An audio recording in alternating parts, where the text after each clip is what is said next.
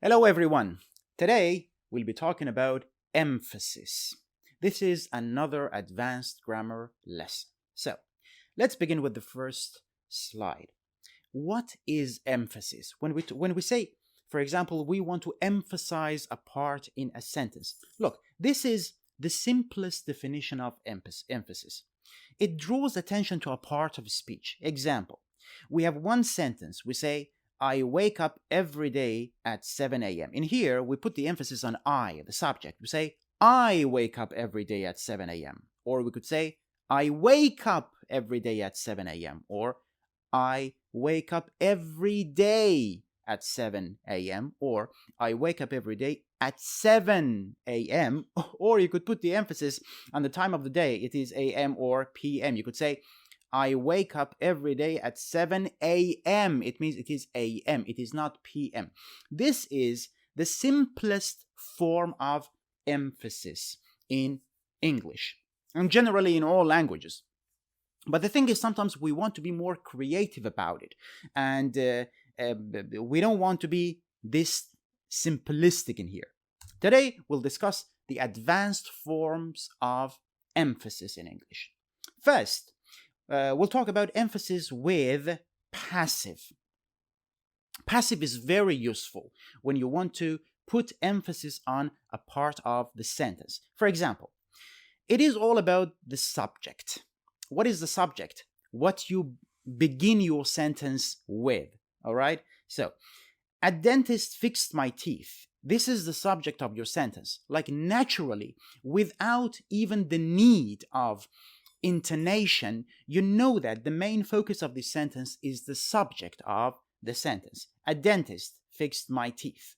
Look, or you could say my teeth were fixed by a dentist. In here, this is the passive form, and your subject is my teeth.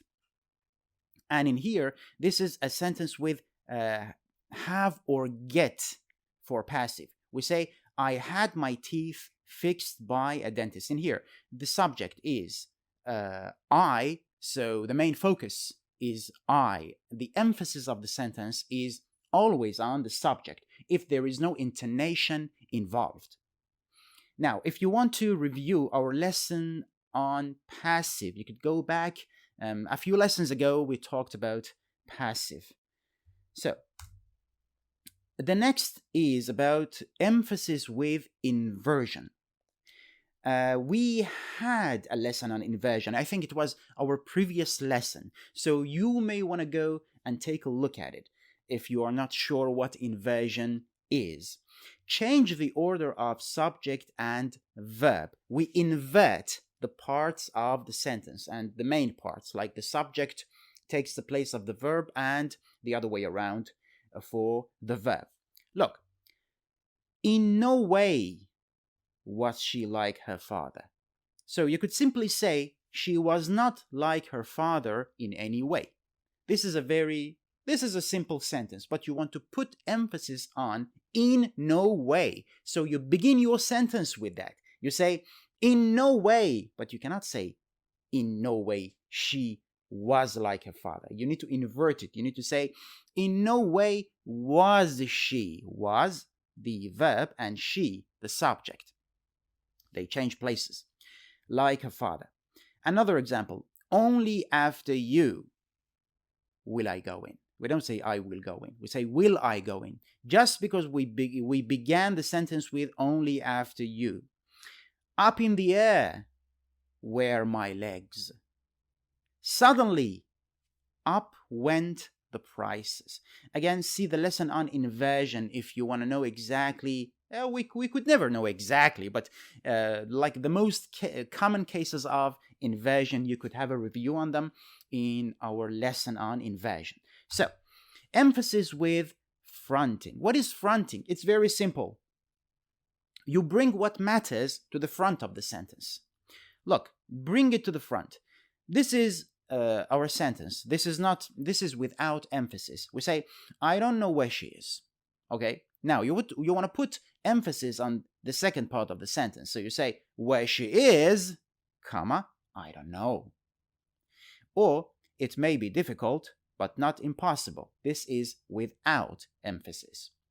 You say, difficult it may be. You bring difficult to the front. Difficult it may be, but not impossible. We call this fronting, which is another method for creating emphasis in a sentence without the need of intonation. Cleft sentences.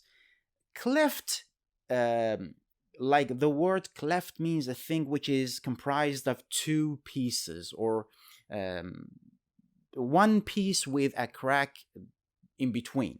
We call it a cleft thing. Sentences begin, so the sentence begins with it is, or it was, or a what clause. We call these cleft sentences. It is Elisa who wants the divorce. So we say, who wants the divorce is like a clause. It is Elisa is another clause. So we have two clauses like stuck together. That's why we call it a cleft sentence. It was Tesla who invented electricity.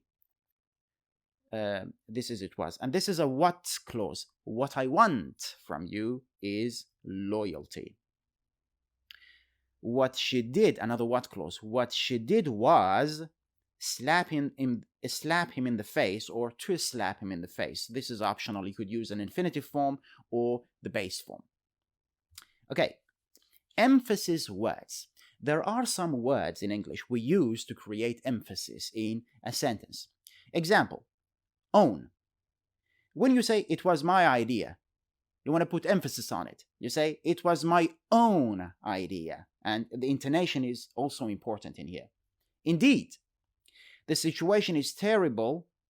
You want to put emphasis. You say, the situation is terrible indeed. Another example, another word is very, but this is not the normal very, like thank you very much. This is different. Look, we say, without emphasis, we say, she arrived at the same moment. But you want to show some surprise. You want to create some emphasis. You say, she arrived at the very same moment. It means like the same second, or the same fraction of the second. We generally don't use, like, it's common sense. We don't say the plus a person's name. But in here we do, because we are using emphasis. I saw the Robert De Niro yesterday. It means like a lot of people may be called Robert De Niro. I don't know, maybe. But when I say the Robert De Niro, we are talking about the actor Robert De Niro. Anyway, the next one is self. I did it all. You could say by myself or myself. You could say I did it all. But you think it is not enough emphasis. So you say I did it all by myself, or I did it all myself. Emphasizing negatives. In here we just, there is not a clear-cut distinction. We are just trying to understand what emphasis is and how we create emphasis in a sentence. We say it wasn't, when we say negatives, it means our main focus in here is on negative statements or sentences altogether. It wasn't difficult at all. At all is something, it is an adverbial phrase we use for creating emphasis in negative sentences. It wasn't the least, I wasn't the least bit scared. And here, I underlined in here because this phrase is mostly used with adjectives. So you could say I wasn't scared, or I wasn't the least bit scared. It wasn't pleasant. Again, the adjective. It wasn't pleasant in the slightest. In the slightest is the adverbial phrase you use for emphasis. There are no people. No is not the part of the emphasis, but this is. There are no people in the streets whatsoever. Again, the intonation kicks in here. So there are no people in the streets. No in here makes it negative, and whatsoever puts emphasis. Emphasis with ever. Look, this is with WH words like what, where, when, and so on. You could say, what are you doing? Okay, or you could say, what on earth are you doing? Or what the hell are you doing? Or what the F are you doing? Or whatever. But you could also say, whatever are you doing? This is for emphasis. This is different from that, whatever you're doing, I don't care. That is different. It means anything. The other meaning means anything that you're doing, I'm not interested. But in here, it means what? Plus emphasis. So, on earth in here is here to add more emphasis. It is not necessary, of course. You could say, who told you about me? You want to put emphasis. You say, whoever told you about me. You say, how did you find out about him? Or you could say, however did you find out about him? It means you are showing surprise in here, that I'm surprised that you found out about him. You could say, when are we going home? But you're frustrated. You want to show frustration. You say, whenever are we going home? Emphasis with do. This is a very simple one because I think this is one of the first forms of emphasis we study in school. We say, so, comma, because this is an adverb. So, she did tell you about me. Like someone says, like you just find out that someone knows about you. And say, oh, so she did tell you about me. In here, we want to sound more polite. We say, please do sit down. This is very common if you want to sound polite. And this is for emphasis, of course, but also makes it more polite. Instead of saying, I like comedies, you say, I do like comedies. All right. Emphasis with adjectives and adverbs. We say, she trusted him, but you want to put more emphasis on it. You say, she actually trusted him. Another adverbial phrase is, it is by no means certain when the lockdown ends. And by no means is an adverbial phrase you use to create emphasis. Again, look, this is very similar to, like, you remember negatives, emphasis with negatives? Like, again, I told you, they are not completely different. It was sheer luck that we didn't die. Sheer is a very common word to create emphasis. You say, it was luck that we didn't die, but you say, it was sheer luck that we didn't die. Another example, what he says is utter nonsense. Again, to add more emphasis, you use utter. Another one is simply, the adverb simply. She was simply wonderful. Or just. The salt was just the right amount. You are giving compliment on some food someone prepared for you. So, echoing phrases for emphasis. The first one is so. We say, the first person says, is this the man who attacked you? Like this is like a police space or something. And B says, so he is. You don't simply say he is or she is. Say, so he is, so she is. Another adverb is all right. We say, something is missing, the first person. The other person puts more emphasis on it and says, something is missing, all right? So, the other forms of emphasis, day after day. You want to put emphasis on the length of a duration, day after day, because it is an adverbial phrase and you begin your sentence with it. Don't forget the comma following it. Day after day, she was looking for a job. Time and time again, kind of the same function, similar function. Time and time again, comma, she was rejected. Over and over again, similar, comma, she applied.